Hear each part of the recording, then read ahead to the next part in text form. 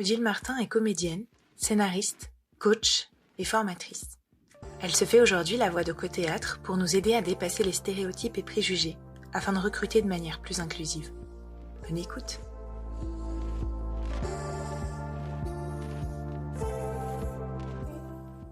On arrive en tant que recruteur avec à la fois une casquette professionnelle, mais aussi avec une casquette personnelle, puisque on a soi-même un cadre de référence qui nous a permis d'évoluer, de grandir et de se situer. Et donc, finalement, à tout moment, on peut être, soumis à ces stéréotypes ou ces préjugés qu'on peut avoir, et donc qui peuvent intervenir dans le choix qu'on fera par rapport à un candidat.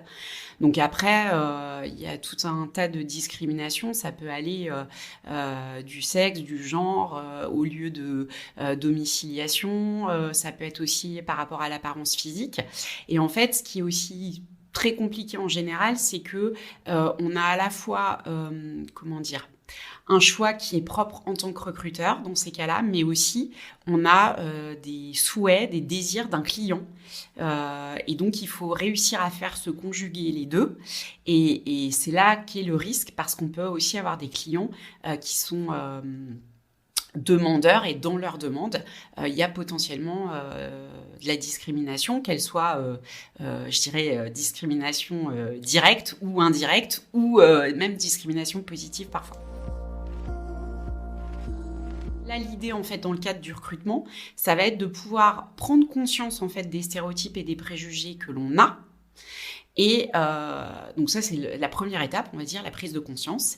Et une fois qu'on en a pris conscience, c'est comment je les neutralise pour éviter que ça vienne impacter, en fait, mon choix final. Et donc, c'est cette difficulté-là de prise de hauteur, en fait, que nous, on va travailler notamment dans le cadre des formations, c'est-à-dire aussi en déculpabilisant les personnes que l'on a en formation, les participants, pour leur dire des stéréotypes et des préjugés, on en a tous. Et on ouvre un espace de parole pour justement aborder cette question-là. Et une fois qu'on a enlevé ce côté culpabilisant, c'est comment je prends conscience de ce qui m'anime, des stéréotypes et des préjugés qui m'animent.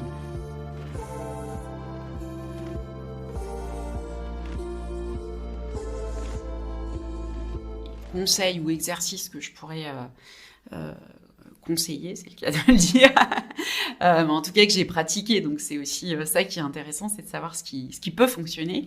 Donc il y a notamment le jeu des stéréotypes que nous on utilise dans le cadre de nos formations sur la diversité et la non-discrimination.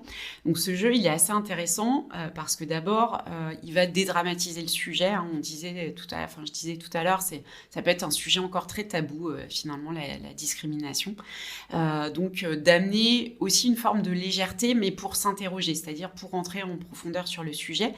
Donc l'idée, ça va être de proposer en fait aux participants 4 groupes de personnes. Donc, ça peut être les seniors, ça peut être les femmes, ça peut être les femmes voilées, ça peut être les hommes, ça peut être les syndicalistes.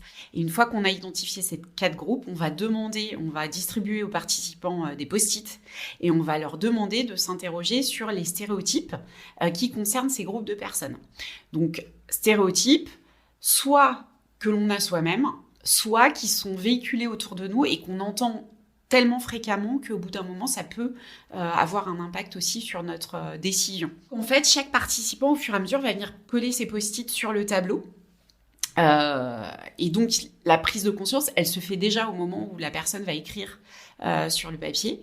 Et puis ensuite, une fois que l'exercice est terminé, on va lire, nous, à voix haute, les stéréotypes qui ont été identifiés. Et ensuite, on fait une sorte de débrief avec les participants. Il y a des stéréotypes qui reviennent très souvent. Et puis, que l'on peut avoir aussi des stéréotypes préjugés positifs ou négatifs. Et que dans les deux cas, en fait, ils sont polluants pour la décision qu'on va prendre. Parce que même un stéréotype positif, en fait, il n'a pas lieu d'être puisqu'il va impacter le choix ou la décision que je vais prendre en finalité.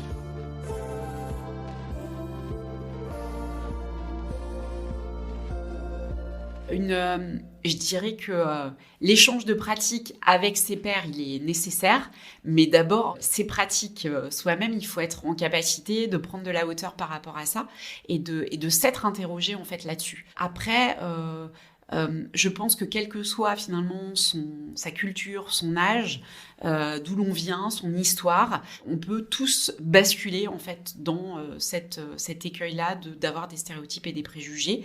Et donc, en fait, c'est, je dirais presque un mécanisme de régulièrement se reposer des questions et se dire que finalement, c'est peut-être parfois quand je pense être moins discriminant que je le suis le plus.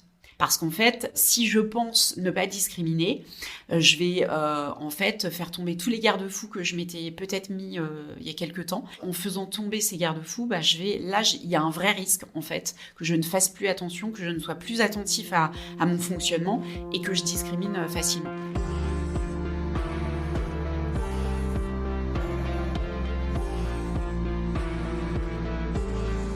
Si ce podcast vous a plu, retrouvez notre article dédié au recrutement non discriminant sur le site co-du6theatre.fr. Merci de votre écoute et à bientôt.